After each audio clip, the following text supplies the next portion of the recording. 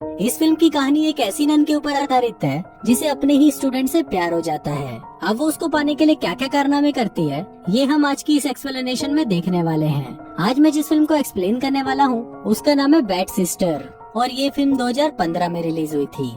Movie की शुरुआत में हम जेसन नाम के एक लड़के को देखते हैं। जेसन को म्यूजिक बहुत पसंद था और वो अपने वीडियोस को सोशल मीडिया पर पोस्ट किया करता था। जेसन की स्कूल की छुट्टियां खत्म हो चुकी थी, इसलिए उसके मॉम और डैड जेसन और उसकी बहन जोई को वापस स्कूल छोड़ने आए थे।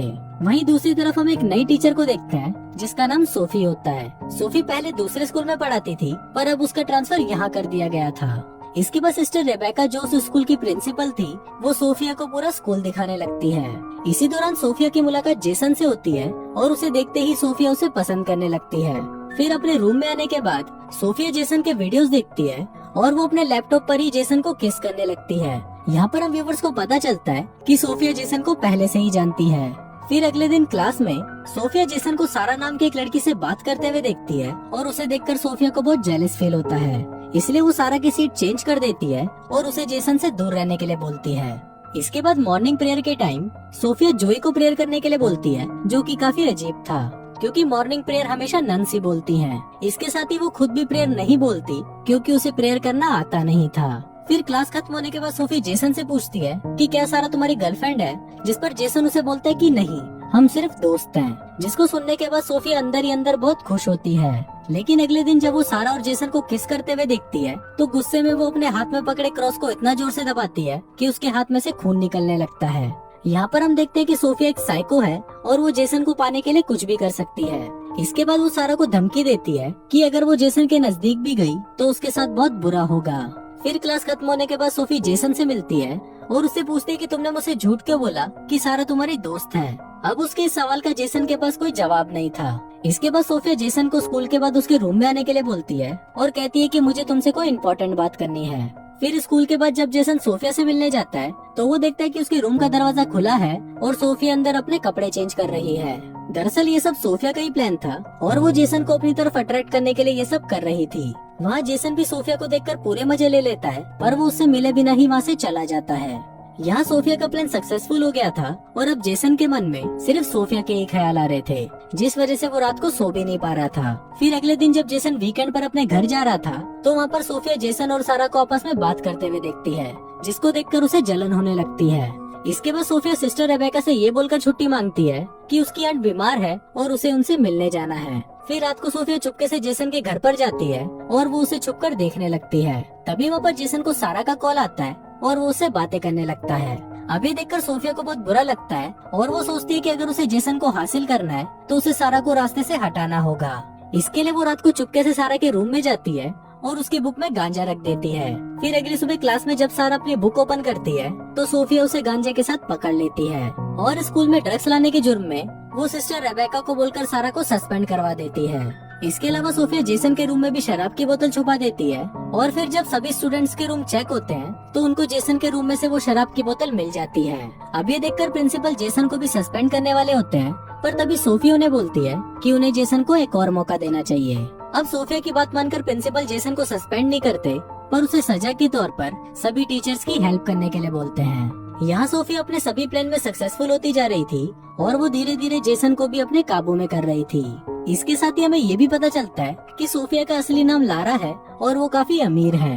एक दिन लारा जब इंटरनेट पर जेसन की वीडियो देखती है तो वो उसके प्यार में बर्बाद हो जाती है और वो किसी भी हालत में जेसन को पाना चाहती थी, इसलिए वो जेसन की असली टीचर सिस्टर रेबेका को मार देती है और उसकी जगह वो खुद नन बनकर जेसन के स्कूल में आ जाती है। फिर वीकेंड पर सारे स्टूडेंट्स अपने घर चले जाते हैं पर जेसन को सोफिया स्कूल में ही रोक लेती है। फिर जब जेसन वहाँ पर काम कर रहा था तभी सोफिया वहाँ पर आती है और उसे अट्रैक्ट करने की कोशिश करती है। फिर उस रात जब जेसन अपने रूम में सो रहा था तभी सोफिया वहाँ पर आती है और जेसन के साथ पेलन कार्यक्रम करना शुरू कर देती है।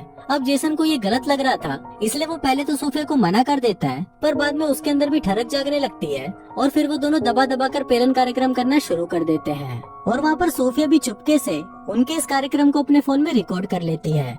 अब अगले दिन जेसन को बहुत गिल्टी फील हो रहा था कि उसने कल रात अपनी टीचर के साथ ही वो सब कुछ कर लिया और वहीं दूसरी तरफ सोफिया जोई को अपने रास्ते से हटाना चाहती थी क्योंकि जोई जेसन और उस पर हमेशा नजर रखती थी। इसके लिए सोफिया जानबूझकर जोई को टेस्ट में कम मार्क्स देती है, जिसको देखकर जोई को बहुत बुरा लगता है पर तभी सोफिया उसे कहती है कि वो उसे एग्जाम देने का एक और मौका देगी और फिर वो जोई को क्लास के बाद उससे अकेले मिलने के लिए बोलती है। फिर क्लास खत्म होने के बाद और जोई के वहाँ आने से पहले सोफिया एग्जाम की आंसर शीट को डेस्क के ऊपर रख देती है और फिर जब जोई वहाँ पर आती है तो उसके हाथ वो आंसर शीट ही लगती है, जिस पर सोफिया उस पर चीटिंग का इल्जाम लगा देती है और वो सिस्टर रेबेका के पास जाकर उसे जोई को सस्पेंड करने के लिए बोलती है। लेकिन यहाँ पर उसका प्लान फेल हो जाता है क्योंकि सिस्टर रेबेका जानती थी कि जोई पढ़ने में बहुत होशियार है, इसलिए वो उसकी इस गलती के लिए जोई को माफ कर देती है।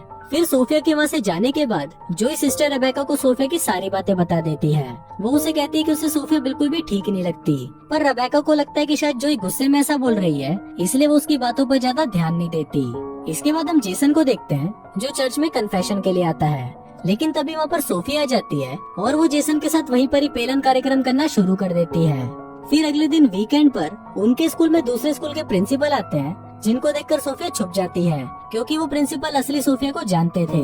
अब सोफिया कहीं पकड़ी ना जाए इसलिए वो सिस्टर रेबेका को बोलती है कि उसकी आंटी बीमार है, इसलिए वो उनसे मिलने जा रही है और ये बोलकर वो वहाँ से भाग जाती है। दूसरी तरफ जेसन को लोरा का मैसेज आता है और वो उसे आज रात अपनी पार्टी में बुलाती है। फिर वहाँ पर लोरा जब जेसन को किस करने की कोशिश करती है तभी जेसन को सोफिया का ख्याल आता है और वो पार्टी छोड़कर वहाँ से बाहर चला जाता है, पर तभी वहाँ पर उसे पुलिस पकड़ लेती है क्योंकि उसकी उम्र कम होने के बाद भी वो दारू पी रहा था। पर तभी वहाँ पर सोफिया आ जाती है और वो जेसन को पुलिस से छुड़वा लेती है। इसके बाद वो जेसन को एक होटल में लेके जाती है और उसके साथ वहाँ पर पेलन कार्यक्रम करना शुरू कर देती है, पर तभी जेसन उसे रोक देता है और यहाँ पर हम सभी व्यूअर्स का मूड खराब हो जाता है। वो सोफिया को बोलता है कि वो उससे कोई प्यार नहीं करता, बल्कि उसे तो रोज दुख होता है कि उसने उसके साथ वो सब कुछ किया। अब ये बोलकर जेसन वहाँ से चला जाता है और ये सुनकर सोफिया भी गुस्से से पागल हो जाती है। फिर वीकेंड खत्म होने के बाद जब क्लास वापस स्टार्ट होती है तब वहाँ पर सारा वापस लौट आती है, जिसको देखकर सोफिया को बहुत बुरा लगता है। फिर क्लास खत्म होने के बाद जब सारा जेसन से बात कर रही थी तो उनको देखकर सोफिया को फिर से जलन होने लगती है। इसके बाद सोफिया सारा के रूम में आती है जहाँ पर वो नहा रही थी। फिर वो उस पर हमला करके उसे मार डालती है और वहाँ पर ऐसी सिचुएशन बना देती है जिससे लोगों को ऐसा लगे कि सारा बाथरूम में फिसल गई और उसका सर दीवार पर लगने से उसकी मौत हो गई। लेकिन वहाँ पर जेसन को पूरा यकीन था कि सोफिया ने ही उसे मारा है, जिसके बाद सोफिया जेसन को धमकी देती है कि अगर उसने उसके साथ रिलेशनशिप नहीं रखा तो वो उनका वो वीडियो वायरल कर देगी। अभी सुनकर जेसन बहुत ज्यादा डर जाता है और जब वो वीकेंड पर अपने घर पर आता है तो उसे सिर्फ इसी बात की ही टेंशन होने लगती है। वहीं जोई भी जेसन को बहुत टाइम से नोटिस कर रही थी और उसे पता चल जाता है कि जेसन के साथ कुछ तो गलत हो रहा है, इसलिए वो जेसन से सारी बातें पूछती है और जेसन भी उसे सोफिया और अपने सभी कांड के बारे में बता देता है। वो उसे बताता है कि उसने उन दोनों का वीडियो भी बना लिया है और वो उस वीडियो के बेस पर उसे ब्लैकमेल कर रही है। फिर इसके बाद वो दोनों ये डिसाइड करते हैं कि वो सोफिया का सच सबके सामने लाएंगे। इसके लिए वो दोनों अगले दिन चुपके से सोफिया के रूम में जाते हैं और उसका लैपटॉप चेक करने लगते हैं, जहाँ पर उन्हें असली सोफिया की बहुत सारी फोटोज मिलती है। तभी जेसन को वहाँ पर एक और लैपटॉप मिलता है जिसमें उसे जेसन की भी बहुत सारी फोटोज मिलती है और वहाँ पर उन्हें ये भी पता चल जाता है कि सोफिया का असली नाम लॉरा है। दूसरी तरफ सोफिया सिस्टर रेबेका को बताती है कि उसकी जो आंट बीमार थी उसकी मौत हो गई, जिसके बाद रेबेका उसे कुछ दिनों की छुट्टी दे देती है। लेकिन बाद में जब रेबेका हॉस्पिटल में फोन करके उसकी आंट के बारे में पता लगाने की कोशिश करती है तो वहाँ पर उसे पता चलता है कि सोफिया अब तक उसे झूठ बोल रही थी और उसकी कोई भी आंट वहाँ पर नहीं है। फिर अगले दिन स्कूल के बाद जब सिस्टर रेबेका सोफिया से उसकी सच्चाई पूछती है तो सोफिया उसे भी मार डालती है। दूसरी तरफ जोई और जेसन सोफिया की सच्चाई बताने के लिए रेबेका के पास जाते हैं, पर रेबेका उन्हें कहीं नहीं मिल रही थी, इसलिए वो उन्हें ढूंढते हुए चर्च में पहुंच जाते हैं। तभी वहाँ पर सोफिया भी आ जाती है। फिर वहाँ पर जोई सोफिया को बोलती है कि हमें तुम्हारी सच्चाई के बारे में पता चल चुका है और अब हम पुलिस को सब कुछ बताने जा रहे हैं। फिर वो दोनों जैसे ही वहाँ से जाने लगते हैं तभी सोफिया जोई पर हमला कर देती है। फिर वो उसे मारने वाली होती है कि तभी वहाँ पर सिस्टर रेबेका आ जाती है और सोफिया उसे छोड़कर पहले रेबेका को मार देती है। इसके बाद सोफिया जैसे ही उन दोनों को मारने उनके पास आती है तभी जेसन एक स्क्रू ड्राइवर से उस पर हमला कर देता है और उसे मार डालता है और इसी के साथ ही ये फिल्म यहीं खत्म हो जाती है।